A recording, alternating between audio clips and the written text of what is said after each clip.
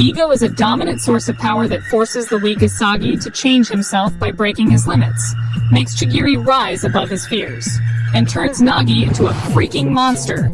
In this video, I'm going to give you some of the best tips on ego. With it, you can outperform the rest of the 99% and maximize your growth. Why am I the right person to teach you about ego? Here's my experience.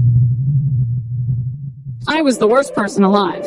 Social media was like a drug to me.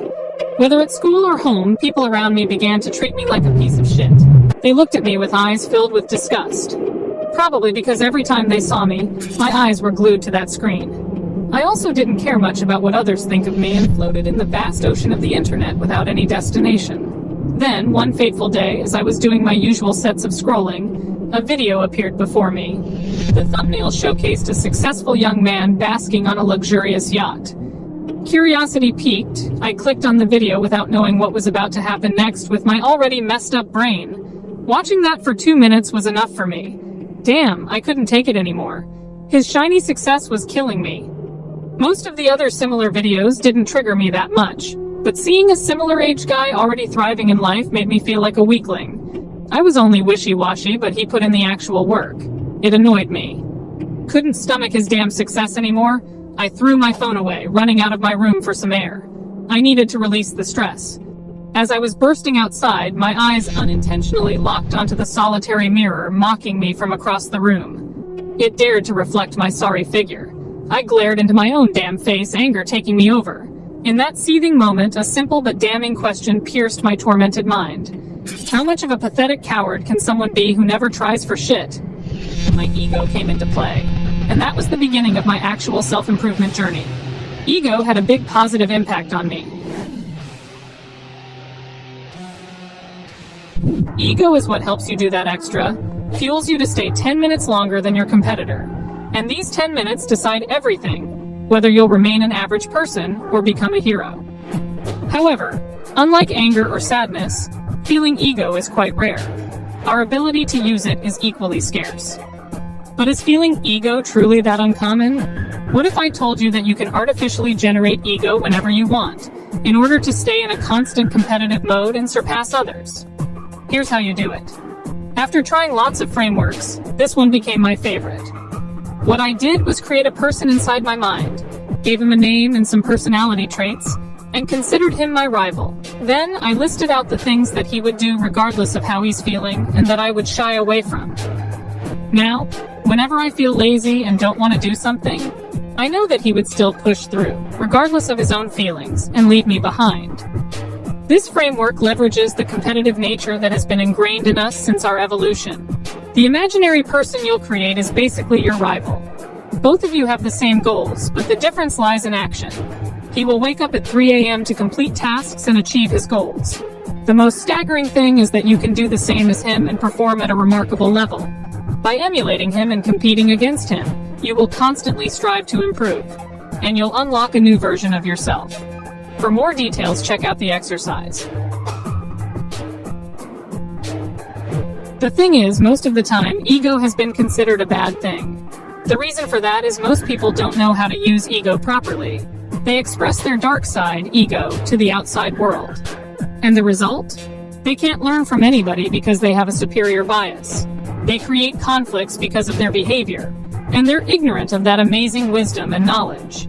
If you use it like any other average person, you'll lose. You must refrain from expressing it to the outside world. Instead, utilize it to fuel your inner drive and motivation. The rivalry framework works best for this scenario. You seize your dark feelings from outside and use it to fuel yourself. I still remember after watching that guy, I was incredibly motivated and was working each day like crazy. Can you guess what happened next? Yes, as expected, my motivation only lasted for 2 days. I had gone back to my normal routine as it was before because my emotions had dissipated like dust. But if I had known what I'm about to share now, I would have been much farther ahead than I am currently. Ego alone isn't enough. If ego is a component that gets you started on the path to success, then what are the other things that keep you going and make you successful? Discipline and dedication. Discipline comes from doing things for an extended period of time that you know are boring, hard, and that you won't enjoy doing. Easier said than done, because it's not easy. When you say, yeah, I'm going to change my life starting today, I'm going to be disciplined, it's also a form of motivation, and motivation tends to fade away. But the good thing is, discipline is a skill, and every skill can be learned and improved through effort. Several studies also show that people with self-discipline are happier, because with discipline and self-control, we actually accomplish more of the goals we truly care about. Now let's dig a little deeper. Taking the first step is the hardest, even more so than the subsequent ones. A majority of the population falls into this phase. This isn't surprising considering that one survey reveals 52% of high school students believe they're going to be ultra successful. Can you guess how many of them actually achieve that result?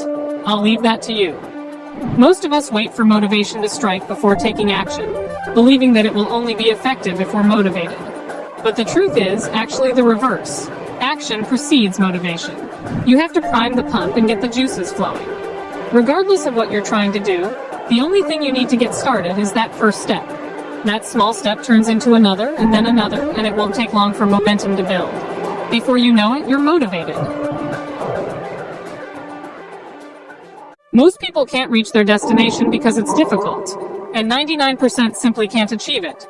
It takes repetition, repeating those boring tasks you hate. I failed at a lot of things simply because I lacked consistency.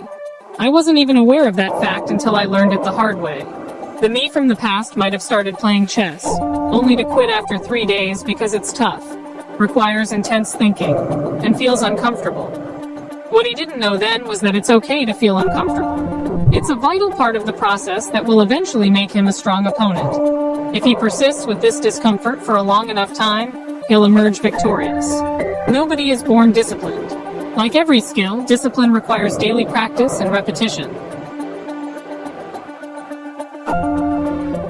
Here's a framework that, if used correctly, will serve you at its best to become extremely disciplined.